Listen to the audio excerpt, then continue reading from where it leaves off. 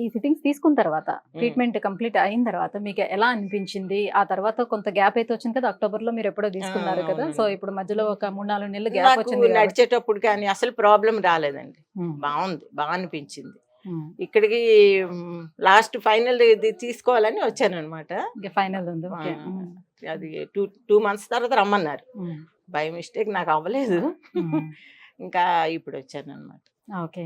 So, ఏం జాగ్రత్తలు తీసుకోమని చెప్పారు మీకు ట్రీట్మెంట్ అయిన తర్వాత? ఎలా జాగ్రత్తలు అంటే ఉండాలి ఎక్కువ అనేది? దూరం నడవడం అయితే కొంచెంసేపు కూర్చొని నడవమన్నారు. హ్మ్.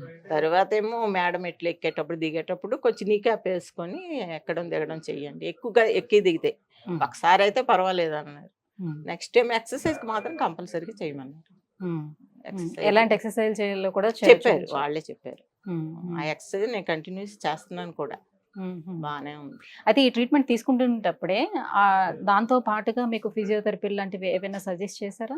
లేదండి, ఏం లేదు. ఇంకేమి లేదు. ఓన్లీ ఎక్సర్సైజ్ ఒక్కటే చెప్పారు. అది ఒక్కటి చేసుకోమన్నారు చాలన్నారు.